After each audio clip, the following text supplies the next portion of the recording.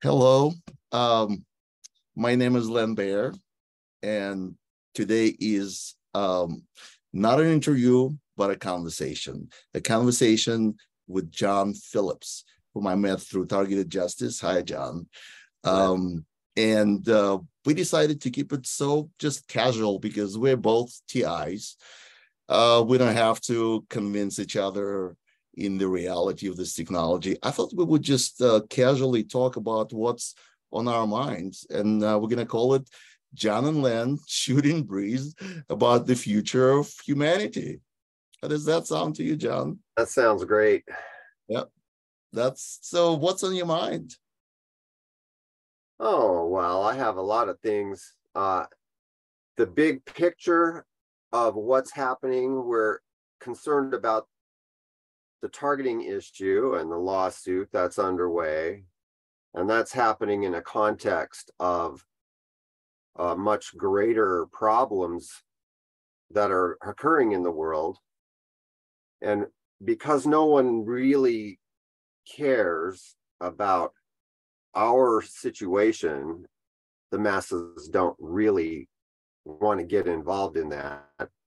But if they knew the larger picture, then I believe that they would start to care about the constitutional government, our constitutional rights, and what we're staring down the barrel of right now is total tyranny.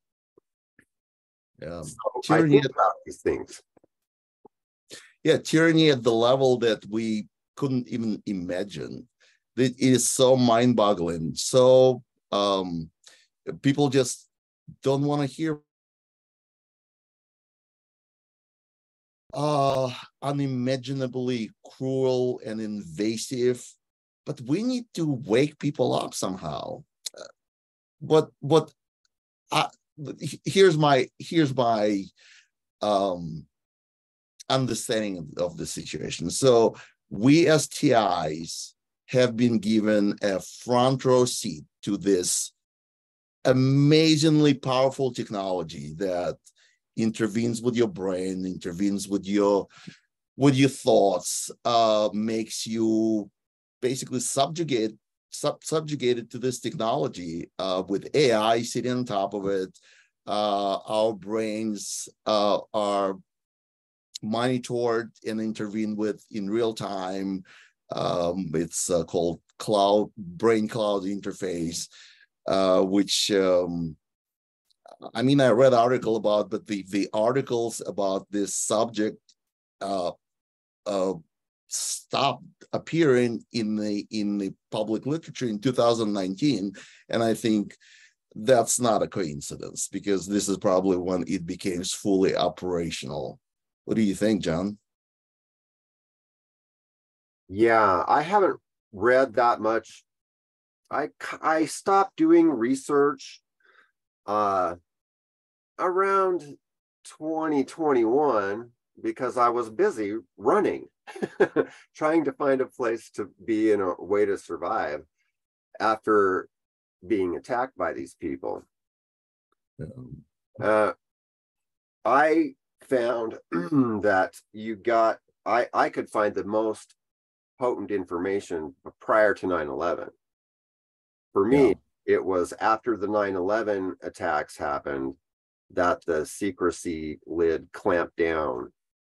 So the most informative stuff was prior to that. Except for now that we know more, now that they attacked us with the injection program, the COVID op and the global injection program, now we can start to understand the severity of the problem. We have a real predicament here that I thought people would wake up when they realized, gosh, that was a fake pandemic and they injected us with what is high technology. Yeah.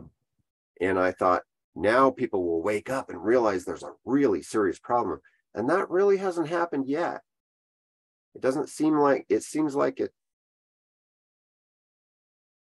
There's a potential there for people to say, hey, knock it off. stop? It's slowly getting there. It's one disclosure after another. The article that came out in 2021 by David Hughes from Lincoln University in UK, who compiled all the information about that electromagnetic technology that self-assembles in so-called mRNA products, and published 126 pages from 16 countries, 26 scientists. And that was just the part one.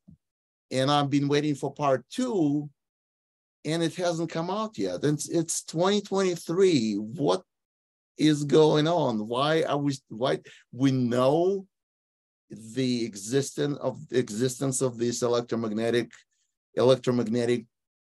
micro robots, nanobots, and all this sophisticated technology exists, but why no electromechanical engineers that work in nanotechnology and microtechnology came out and just told us this is what it is? I mean, it can be. I understand this is military technology and people have been silenced, but civil engineers also work in public sphere, and they should look at it and explain to us what the capabilities of this technology are. And it hasn't happened. Yeah, I'm aware of the article you just mentioned. That was published in a peer-reviewed journal, the Journal of Vaccine. Gosh, I can't remember the title. Vaccine Theory and Practice, et cetera, et cetera. Yeah, it is a peer-reviewed journal. Yeah. I'm just, and then I have been in touch with Dr. Nixon, who has been doing a lot of microscopy, and he inspired me to do microscopy. I obtained a high-quality optical microscope and started looking at not at vaccines, not at mRNA injections, because it is illegal for us to have it in our possession, because it's a property of the DoD. It's a property of the federal government, and you can be injected it, and the vial is to be incinerated. I mean, that is the law. And so if you are in possession of a vial, first of all, please let me know. But second, it's illegal. You can go to federal prison. Not many people want to go there.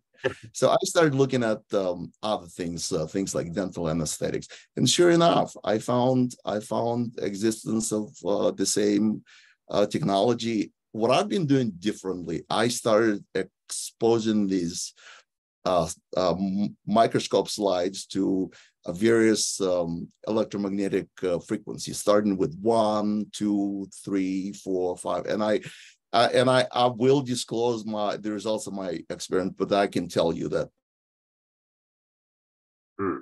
they started disassembling and falling apart and disappearing from the view.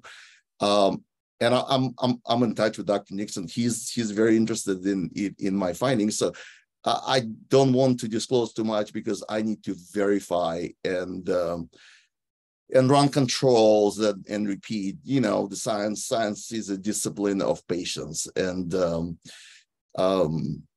that's what I need. I need more time before I sort of reveal results of my experiments.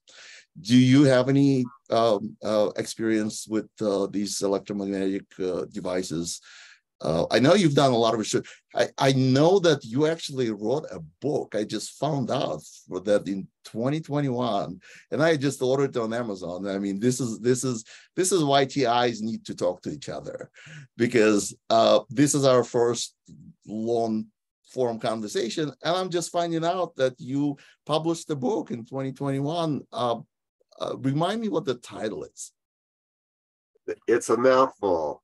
It's the Okay. Electromagnetic Revolution and Federal Targeted Individual Program, contributing corporations and federal agencies in Idaho.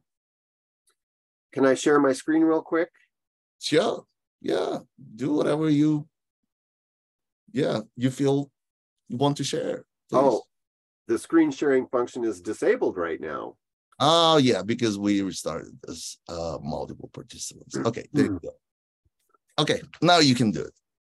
All right. Let's see if I've got that handy. Well, I pulled it up on my.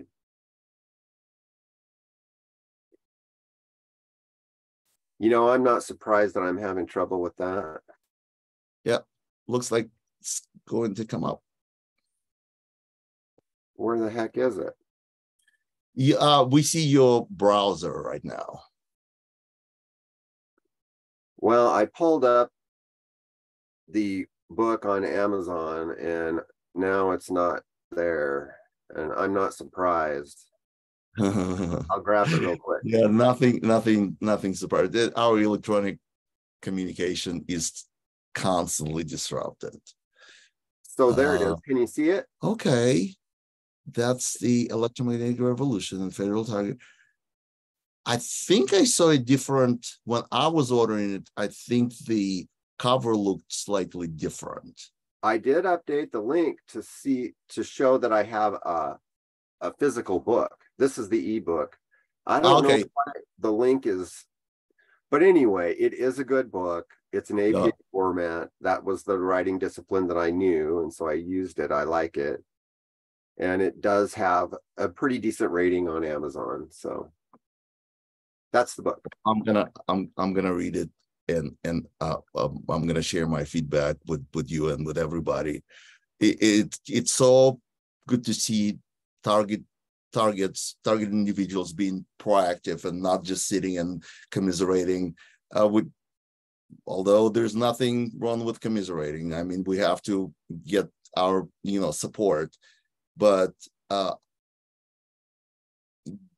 being proactive, doing research, writing, communicating is something that I think we all have to do. With my podcast and the things we do every Sunday with Anna, that was the last thing I was going to do with my free time. But then I realized that nobody will do it for you. And so I answered the call. Yeah. And now we're talking, people follow the case. This is relevant to the case. But this is also relevant to every American. This is not going away. And I'm afraid that it might be too late to stop it. Well, I don't know if it is or not. I'm afraid it might be too, but I don't know that. And you and I have the choice of staying silent and being murdered, tortured to death in secret, or we can come out and we can talk and we can try to do something. And it doesn't seem like much of a choice, but you do have to make that choice to stand up and stand forth and do something, because this could turn around in a moment if people made the decision that they were not going to put up with this. If they understood this is a genocide. This has been in the planning for a long time. Yeah. And it is, if you don't mind, I'll finish that thought, that the destruction of the constitutional government of the United States and the imposition of martial law in this country is the goal.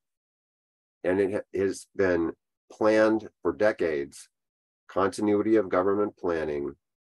And we're right at the doorstep with this fake ginned up war that's happening right now. And I say that because I know that at the highest levels of government, the nations are cooperating with one another, just like you saw in the COVID op and the lockstep injection program.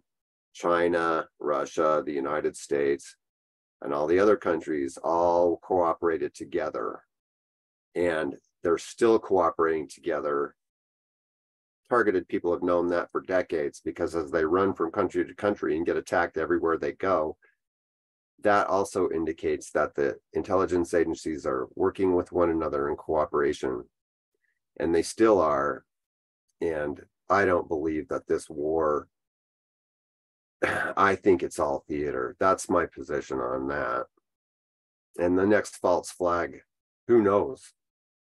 Who knows? Right.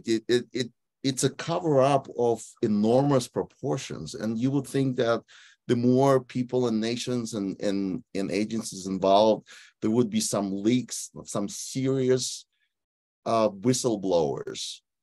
But I'm afraid that because the technology is actually tracking your brain thoughts, thoughts in your brain, the technology is aware of your plans before you actually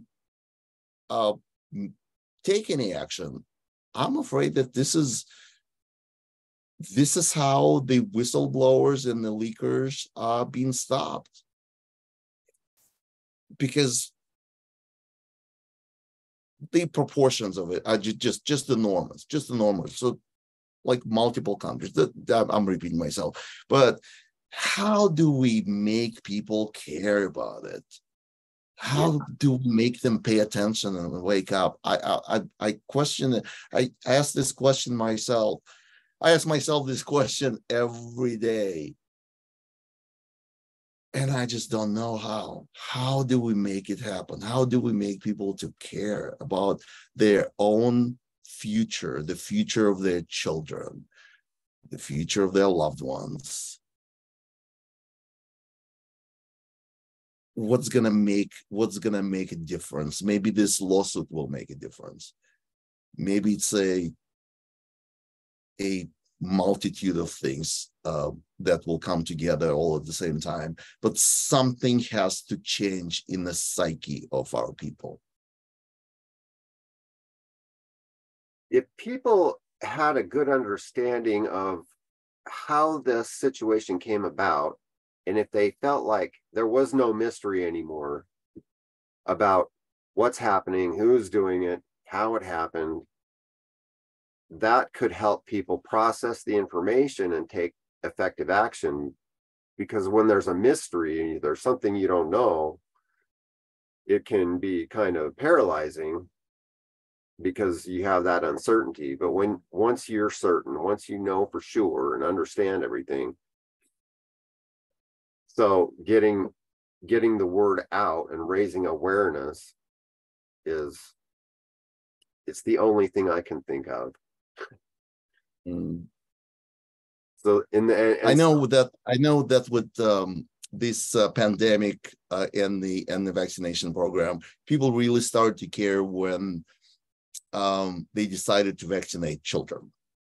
And the reason they wanted to vaccinate children is because, of course, they've been given, the liability is taken care of, but if it's only for the adults, there's still liability for vaccine. But if you inject, if this is a vaccine for people, then all the liability goes away. And this is why they moved to that stage. They said, oh, we need to vaccinate children. And there's absolutely no reason for it. So at least there's one path when people start caring is when it concerns their children. So what else? What else can we do? It's hard because the truth is so it's so disturbing, and we haven't discussed a couple of really important points yet about the predicament that we're in. And it's so disturbing and can seem so hopeless that people may not be able to respond. They might avoid the information, but there are a couple of things. There's the alien presence, which is starting to be disclosed. And there's the back engineered technology that the breakaway civilization is using. And now that Stephen Greer has done a second National Press Club event, Washington Press Club event, and he has really good whistleblowers coming out and explaining this,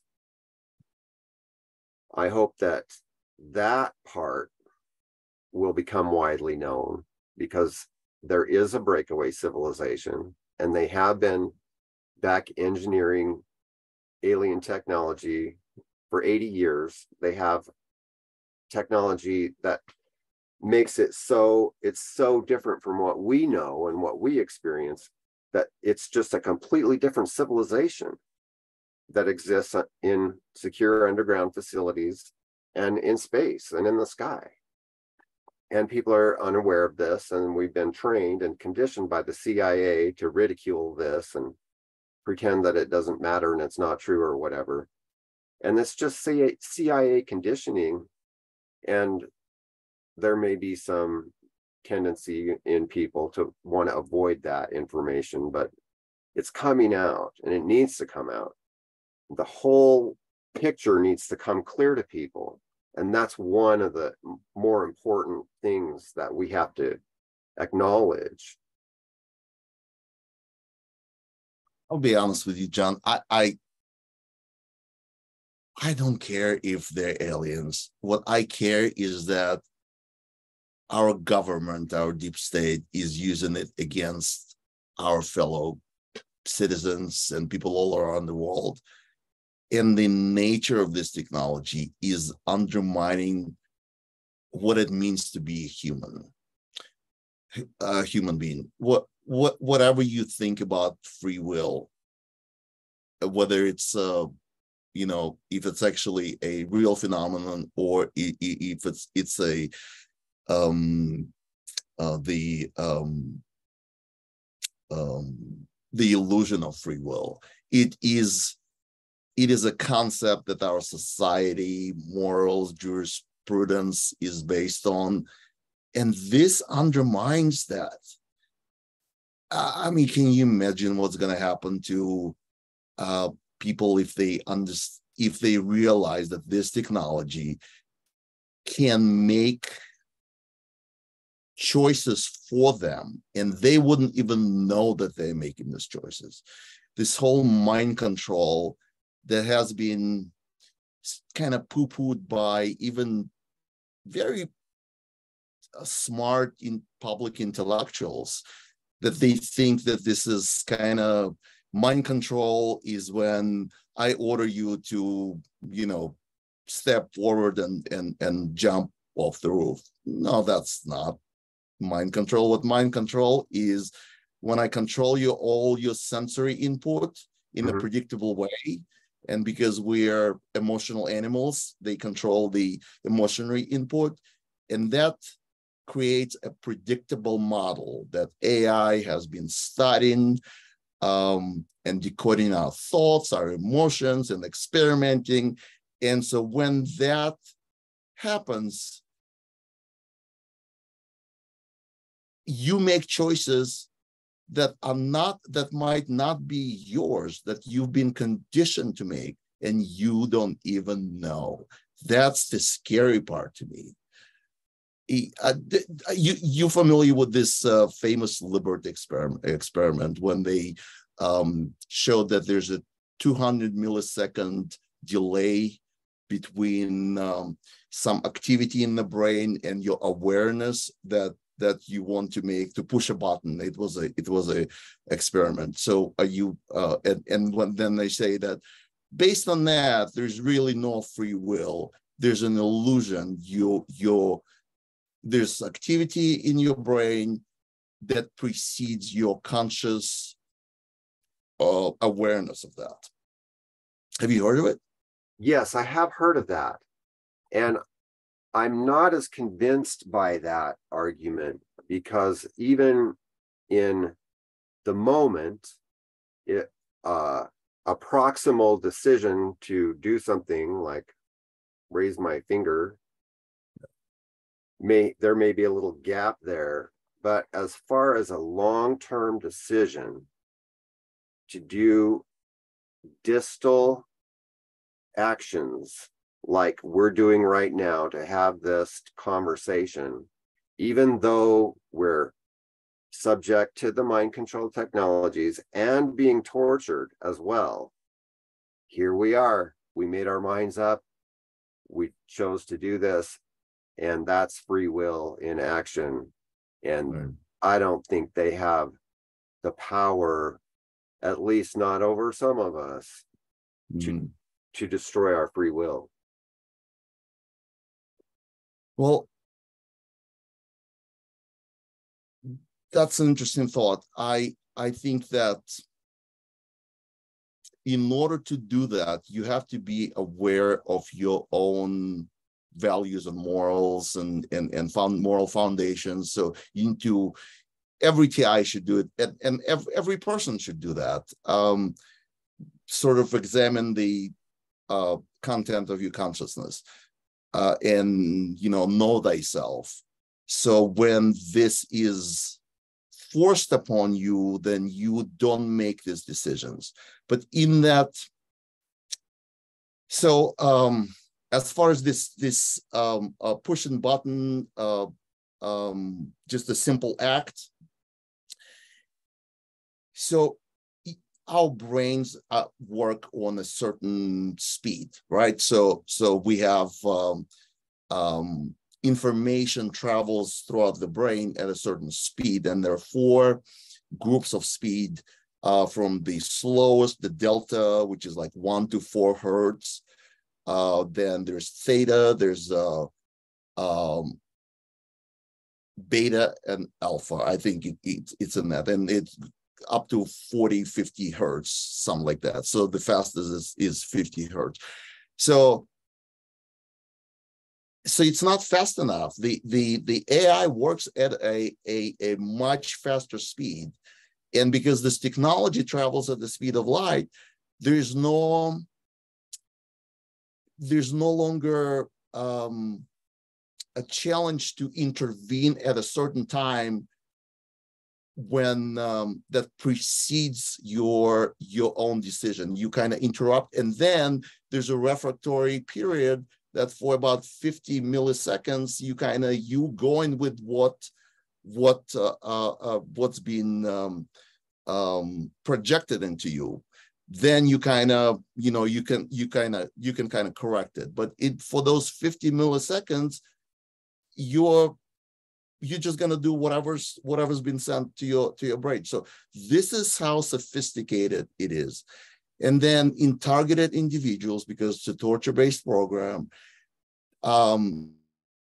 my brain scans my activity, the information traveling between the neural nodes in various networks has been slowed down to delta speed. So that makes it even more, I would be even more susceptible to that intervention, because my own signals travel slow and they can intervene with it. So if that doesn't scare you, it should. Yeah, especially if you don't know that they're doing it to us. Yeah. You don't know they're doing that to you. And even I've known TIs who know that they're being affected in this way, and they still have not been able to resist. I don't know why some of us can do that and some of us can't. And that's something that we should figure out. Yeah. Some kind of whatever the mental discipline is that strengthens the will in the person. Right. Yeah. Some people, one more point I want to make.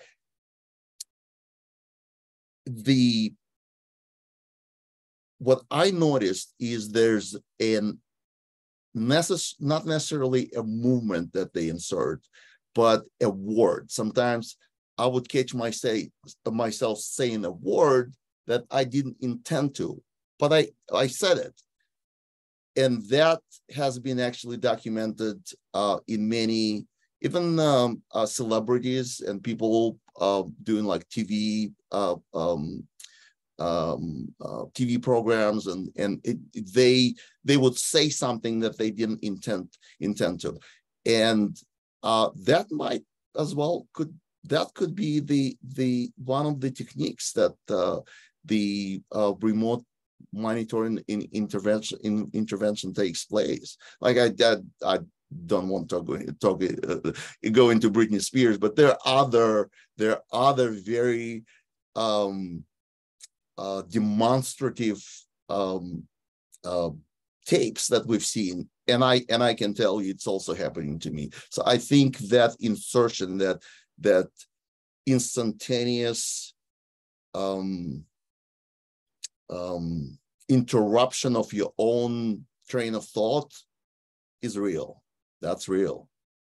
Yes, I've experienced that, and I struggle sometimes to find words, and even simple tasks that I've done, like it's time to cook dinner and I have to cut up the vegetables, and I've got the knife and I've got the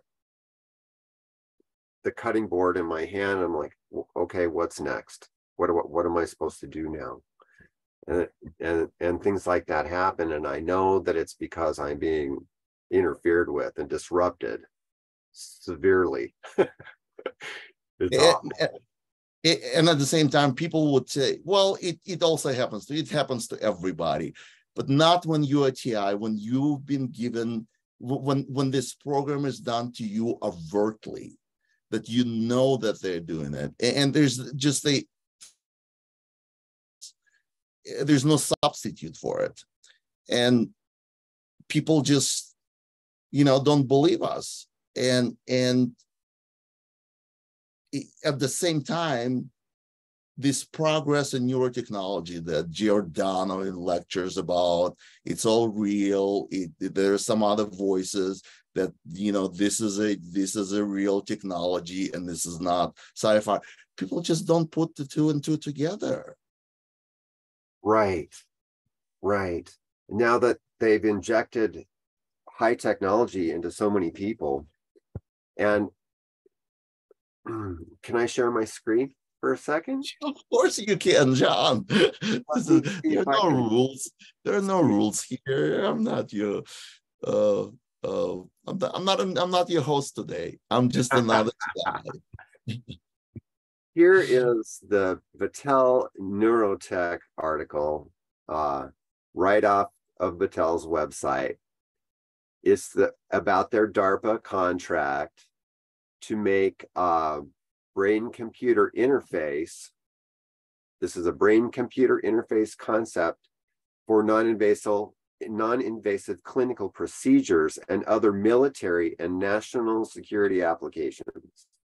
It's an injectable brain-computer interface that they control with electromagnetic energy. They couch it in technical language. It says that it's a magnetoelectric nanotransducer-based brain-computer interface concept.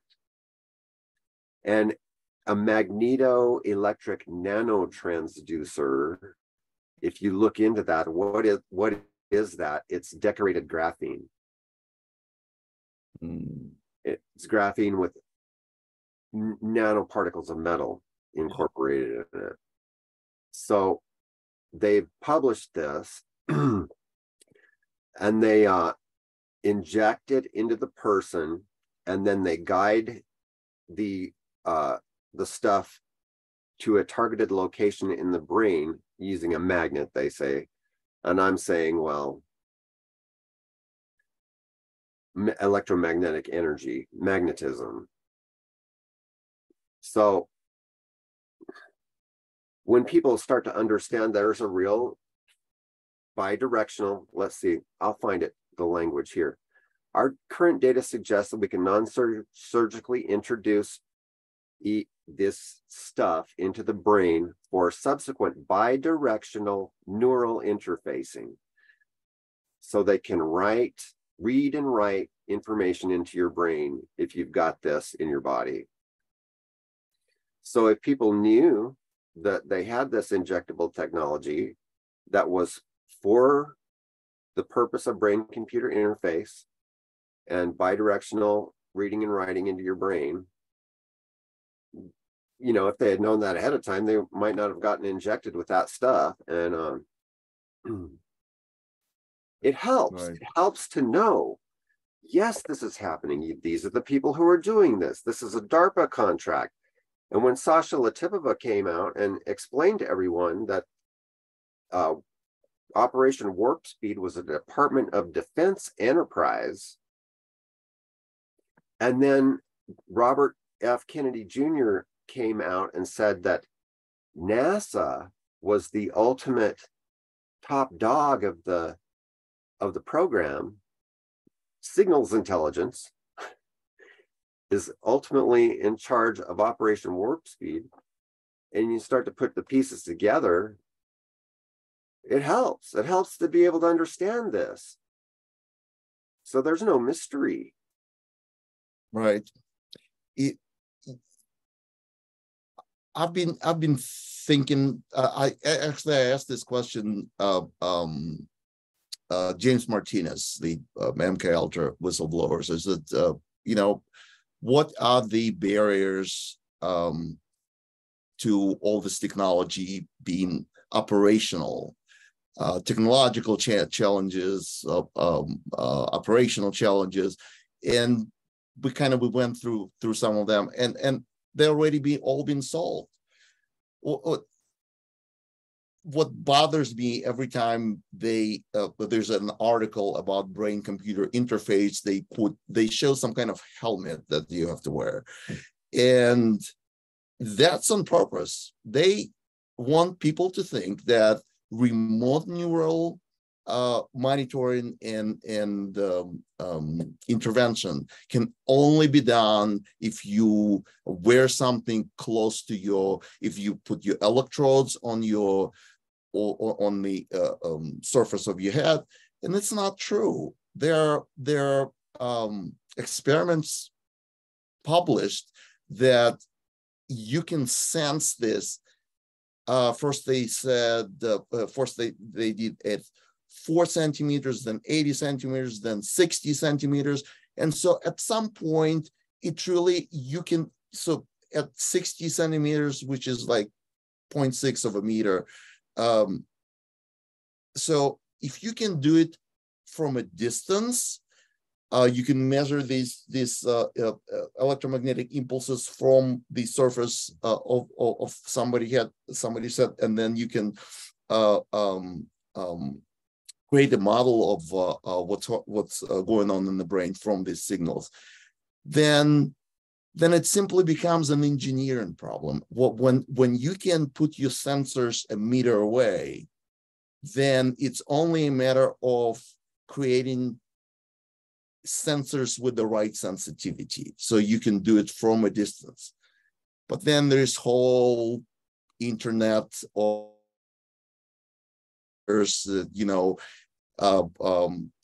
any Wi-Fi device can be used as a sensor. So this helmet thing, it's so irritating to me. I think it's just one of those distractions that they want people to think that, yes, it's a real technology, but you have to wear a helmet. Right. Yeah. And then the other aspect of this would be these electromagnetic devices, that assemble within your brain, that lodge themselves into neurons and synapses. They're very hard to detect, but they're operational. They provide information back and forth, and extremely hard to detect, but they're there. And it's just the technological challenge. At some point, we have to say, time out and show us what you can do with it. There has to be a congressional investigation. People have to revolt and say, not with my brain, not with the brain of my children, but it's already happening. When we say when we read about these studies, confirmed and reconfirmed, that people injected with certain technology actually emit unknown MAC addresses, you become an electromagnetic device. And you become part of this synthetic biology when your biological machinery operates alongside the synthetic machinery, and you just basically merge with the machine, and you lose control over your own functions. Everything can be censored, everything can be monitored, and you can be intervened with. Yes. And I just nothing more important than having this conversation, and people just shy away. They practice this sort of information avoidance, and it's just so disheartening to me. It is. And if people knew and understood that we're being sprayed with the same graphene, metals, polymers that are in the injections, and that it's now, I'm just going off of the work of Clifford Carnicom and what I've read in Ilana Freeland's books when I talk about being sprayed with the stuff. And Dane Wigington has also confirmed that they find graphene in the aerosol injections, whatever you want to call that. And the word is on the street, right, that it's in the food, which I think that makes sense. That animal products, and I don't know what all, it's in the food, it's in the air, it's in the water, and you don't have to get injected to have that stuff in your body. Everybody's got some of it in them. So it comes down again to how strong is the human will to resist this. At some point, this technology will be our environment will be so saturated with it that there will be no way to isolate. Our environment will be like just full of these little nano devices that just everybody will be censored, monitored, intervene, and the computational power is there also. They say 8 billion brains connecting to the cloud in real time, and AI with its can decipher the thoughts on a personal level, at the group level. Like, do we really have that kind of computational power? We already crossed that line. And who knows what kind of computational power exists under the black budget. I think we're already there. It's just a matter of saturating our environment with these nanomachines. Yes. So what can we as targeted individuals do? I know you told me you talked to other people, to basically everybody that cross your path. I do the same thing. It's if somebody says hi to me, I will ask, have you heard of Savannah syndrome? Have you heard of nanotechnology?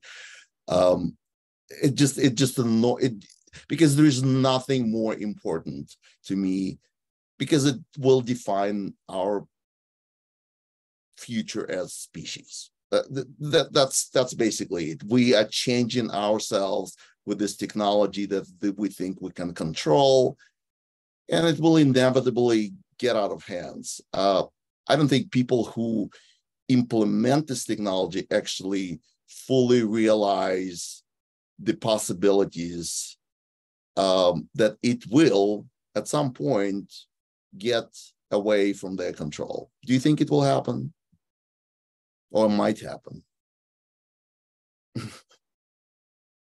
Away from their control?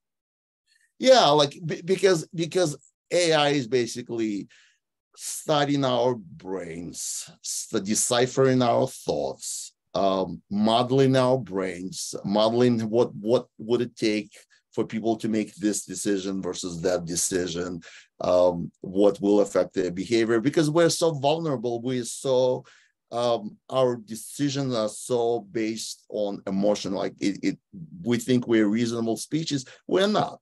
We are. We all have amygdalas, and they run the show. And AI doesn't. AI, at some point, if not already, will attain sentience, and then I don't know what will happen to us. Does AI really need us? Well, I do think there's a problem with it will get out of control. The people who are doing this literally live in secure underground facilities. That's where they live and work. They do have a breakaway civilization, and they have it's the stupidest thing in the world for them to genocide their own race. They're not smart enough to do the smart thing and tell the truth and make plans. There's another this may not be the time to bring this up, but here we are. There's another crisis on the horizon that people aren't looking at. And that is that we have a weakening magnetosphere, and it is becoming accepted and well known now, starting to become accepted, that there's a 12,000 year magnetic pole reversal and pole shift and crustal displacement. Now, even though the scientists are kind of starting to say, yeah, well, yeah, we know that, there hasn't been a discussion about it, but the breakaway civilization has known this for a long time. And this could kind of explain why they've decided to embark on this genocide path right now. I mean, I don't know about the breakaway. It sounds hypothetically, it sounds like it's very possible that I know that this technology divides people, not based on their, possessions, but access to this technology. So there's a huge divide, people who have access to this technology and people who do not. And so what you call a breakaway civilization are people who have access to this technology. Would that be a fair description? Yes, they have the access to the technology, and they're separated from us by the secrecy about it. And they have literally built underground cities. Submarine technology matured in the mid-70s. That's what, about 50 years ago, they had nuclear submarines, and they started to build underground bases for continuity of government. And now they have millimeter wave drills that can vaporize rock, and they can hollow out a ground or burn a tunnel through the ground with no noise, no vibration, and no waste rock. I'll share my screen really quick. Let's do it.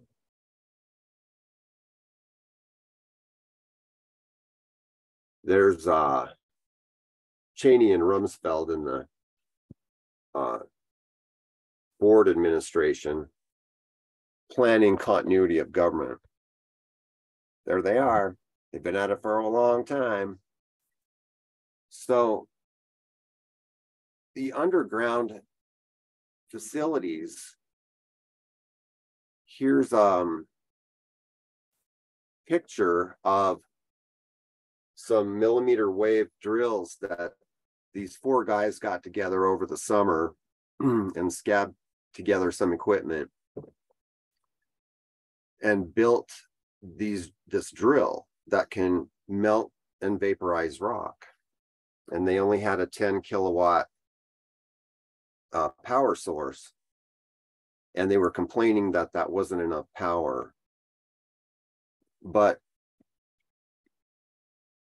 the ability of the drill to do its thing is dependent on the power supply, and the more power you have, the more faster you can drill, and the larger you can make the tunnel or whatever.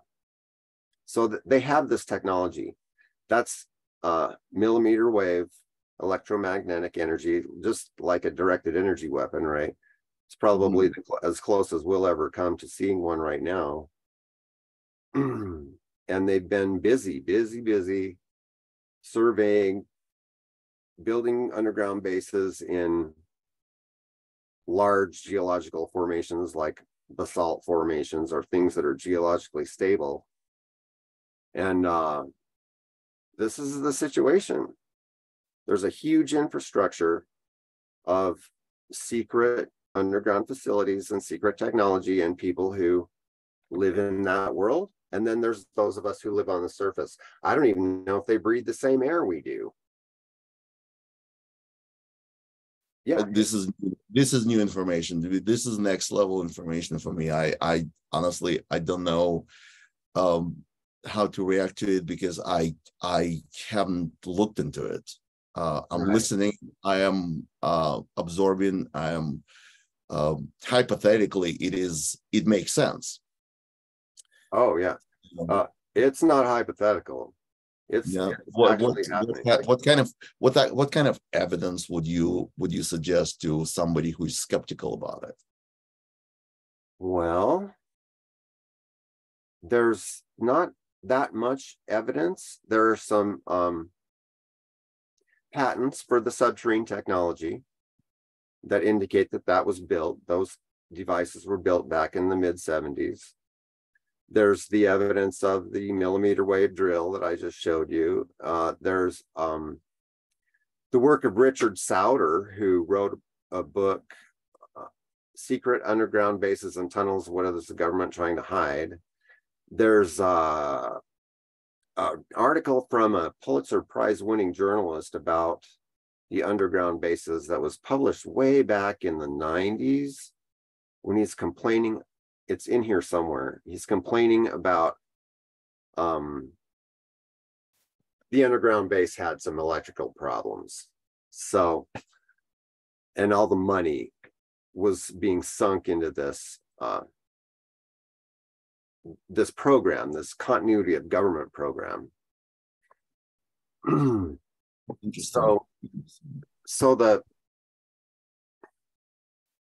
Well, how about, I don't know if you watched Dr. Greer's press event about the disclosure. He had a map of underground bases that he had behind him when he was speaking at one point. And then as the whistleblowers gave their testimony about back engineered alien technology, which that's silent, invisible, anti-gravity weapons platforms is what they are. And we don't know how, we know that's way far down the road, but we don't have how many of those are in our skies right now. I don't know. We are, because I'm so focused on this neuro weapon technology that is affecting lives of so many targeted individuals. I know that he confirms the existence of it, and that's what really, that's the part that I was paying a very close attention to.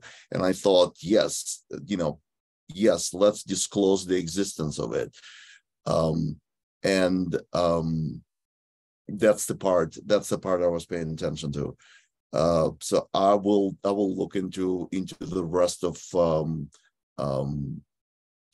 his speech. I think he is releasing a documentary. I can't remember the name of it, but it is supposed to premiere in July of this year. Do you know the name of it? I don't. Okay, I do not either. I saw an announcement that it was going to premiere in July in LA, and then I immediately, started asking where I can watch this documentary. So let's go back to our issues at hand. We're targeted individuals. We are hoping that this lawsuit will make a difference, makes a dent in this secret program. I know you've been following it. What are your expectations? Realistic expectations, because I don't think it will end everything. It might put a dent. But I want to hear what you think about it, John. Oh, okay. Well, it does depend on how people respond. I know there are other lawsuits going on as well. Everybody, well, I don't know how to say it. I'm not that aware of the other lawsuits. I know there are lawsuits about censorship and free speech going on. And as I understand it, those lawsuits are focused on the same agencies that our lawsuit is focused on. Is that correct? Yeah, pretty much everybody is after all these, major three-letter agencies.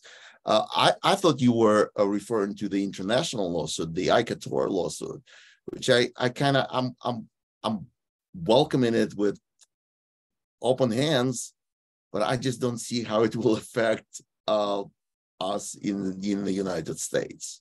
I didn't even know about that. Oh, you didn't even know that there's a European organization suing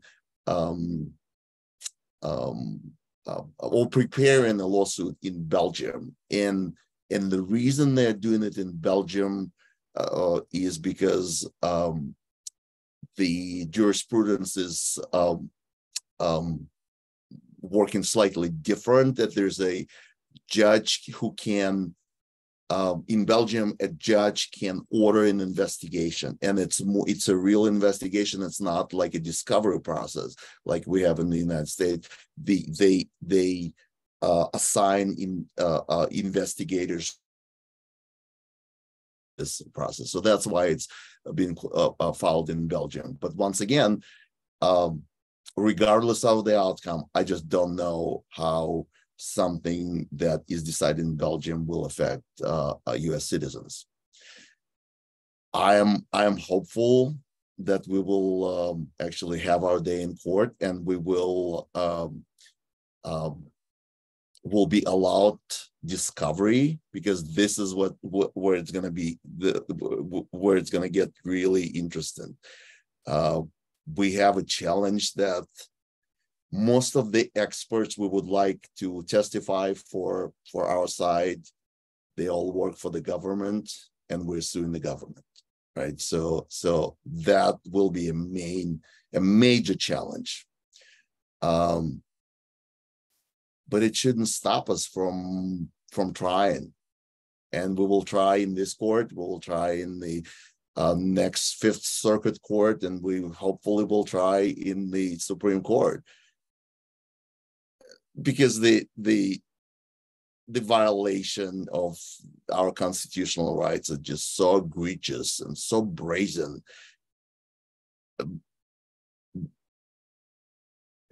In the last Sunday show, we showed the evolution of this nomination process, how people end up on the terrorist watch list, and we showed seven different versions of that process. And the latest one that was given by this new acting deputy director for the terrorist searching center was so openly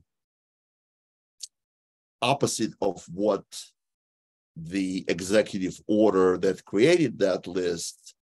It was just absolutely, it was so revealing that anybody can end up on this watch list. You don't have to be a terrorist or suspected terrorist, and the criteria are secret, and we cannot divulge it. This is just, if that doesn't get the judge's attention, I don't know what will. And it's possible that it will be dismissed, but I hope not.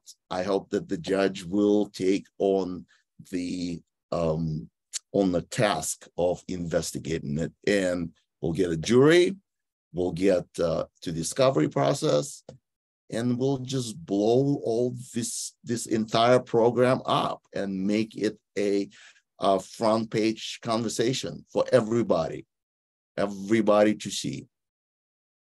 This will probably happen, and it probably will come out about the criminality of this. What was our national security state is now a breakaway civilization. And when this does come out and we're confronted with this group of people with this high technology, and we're over here, what we might have to consider, and we might have to accept this, that we might have to offer amnesty or have some kind of a forgiving approach to this, so that people on the inside can come out and be recognized and supported in telling the truth about what's happening. Because if we just go scorched earth, that's what we'll get, is a scorched earth. We don't want to do that. We have to, it's a very touchy, we have to be prepared to offer amnesty and be forgiving in order to get through this. And that's how I see it. It's a touchy situation. I agree. This is a very insightful comment. I haven't really thought about it, but whatever it takes. Yeah, amnesty, fine. Whatever it takes to stop the program, to stop the torture-based neurological experiments, and the entire. I don't want to think about what the ultimate purpose of this program. Just know that it is illegal. It's unconstitutional. It's a war crime. It's a violation of every basic human and civil right. Yes, it is. And we are counting on allies among just regular people. I'm looking for regular non-TI people to come on the show, and for the next 3 shows, we'll have just people who came to this knowledge about this targeting program and went through this evolution of being skeptical to accepting the reality of it. And I'm really looking forward to these conversations, because every person in the country and in the world will go through the same evolution, and hopefully it will help them. Yes. And most people are already being affected and don't know it. Yeah. Well, John, what do you think? We didn't really have any goal for this conversation. I just really want to kind of get inside your head and see what you think. And I've been very frank with you about what's on my mind. So I think we accomplished that.